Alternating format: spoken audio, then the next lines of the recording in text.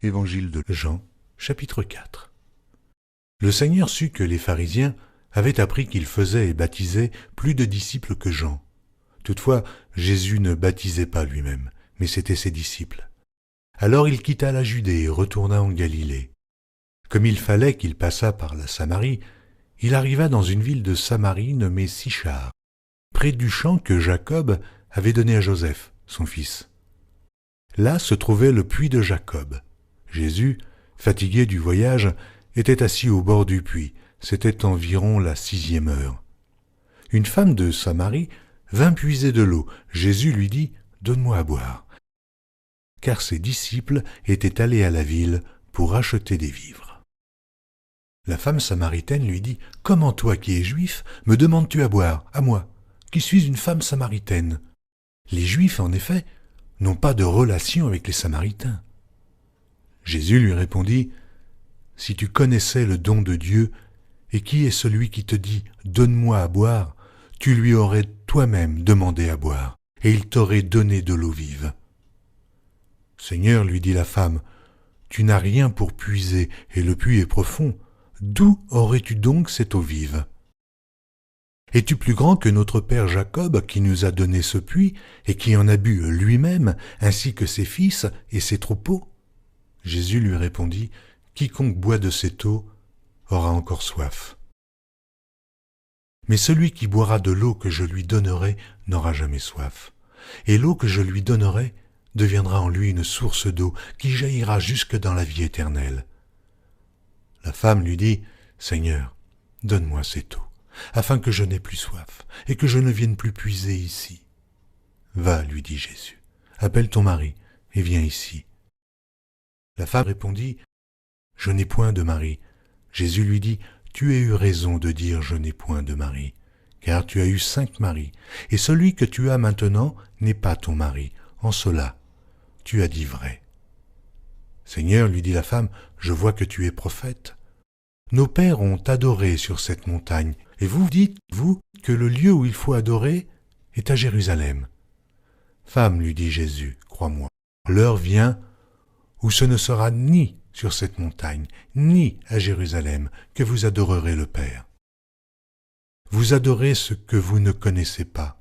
Nous adorons ce que nous connaissons, car le salut vient des Juifs.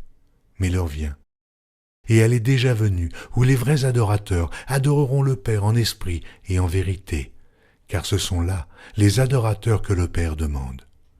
Dieu est esprit, et il faut que ceux qui l'adorent en esprit et en vérité.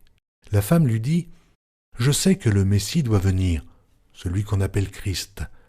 Quand il sera venu, il nous annoncera toutes choses. » Jésus lui dit, « Je le suis, moi qui te parle. » Là-dessus arrivèrent ses disciples qui furent étonnés de ce qu'il parlait avec une femme. Toutefois, aucun ne dit « Que demandes-tu » ou « De quoi parles-tu avec elle ?» Alors la femme, ayant laissé sa cruche, s'en alla dans la ville et dit aux gens « Venez voir un homme qui m'a dit tout ce que j'ai fait. Ne serait-ce point le Christ ?» Ils sortirent de la ville et ils vinrent vers lui. Pendant ce temps, les disciples le pressaient de manger, disant « Rabbi, mange !» Mais il leur dit « J'ai à manger une nourriture que vous ne connaissez pas. » Les disciples se disaient donc les uns aux autres « Quelqu'un lui aurait-il apporté à manger ?» Jésus leur dit « Ma nourriture est de faire la volonté de celui qui m'a envoyé et d'accomplir son œuvre. Ne dites-vous pas qu'il y a encore 4 mois jusqu'à la moisson ? Voici, je vous le dis, levez les yeux et regardez les champs qui déjà blanchissent pour la moisson. Celui qui moissonne reçoit un salaire et amasse des fruits pour la vie éternelle, afin que celui qui sème et celui qui moissonne se réjouissent ensemble. Car en ceci, ce qu'on dit est vrai. Autre est celui qui sème, et autre celui qui moissonne. Je vous ai envoyé moissonner ce que vous n'avez pas travaillé. D'autres ont travaillé, et vous êtes entrés dans leur travail. Plusieurs Samaritains de cette ville crurent en Jésus à cause de cette déclaration formelle de la femme. « Il m'a dit tout ce que j'ai fait. » Aussi, Quand les Samaritains vinrent le trouver, ils le prièrent de rester auprès d'eux, et il resta là 2 jours. Un beaucoup plus grand nombre crurent à cause de sa parole. Et il disait à la femme, « Ce n'est plus à cause de ce que tu as dit que nous croyons, car nous l'avons entendu nous-mêmes, et nous savons qu'il est vraiment le Sauveur du monde. » Après ces 2 jours, Jésus partit de là pour se rendre en Galilée, car il avait déclaré lui-même qu'un prophète n'est pas honoré dans sa propre patrie. Lorsqu'il arriva en Galilée, il fut bien reçu des Galiléens, qui avaient vu tout ce qu'il avait fait à Jérusalem pendant la fête, car eux aussi étaient allés à la fête. Il retourna donc à Cana, en Galilée, où il avait changé l'eau en vin. Il y avait là à Capernaum un officier du roi dont le fils était malade. Ayant appris que Jésus était venu de Judée en Galilée, il alla vers lui et le pria de descendre et de guérir son fils, qui était près de mourir. Jésus lui dit, « Si vous ne voyez des miracles et des prodiges, vous ne croyez point. » L'officier du roi lui dit, « Seigneur, descends avant que mon enfant meure. » « Va, lui dit Jésus, ton fils vit. » Et cet homme crut à la parole que Jésus lui avait dite, et il s'en alla.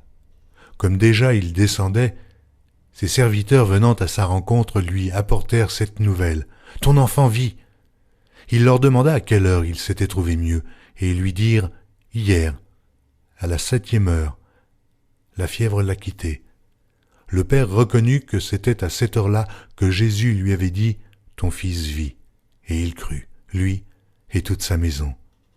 Jésus fit encore ce second miracle lorsqu'il fut venu de Judée en Galilée.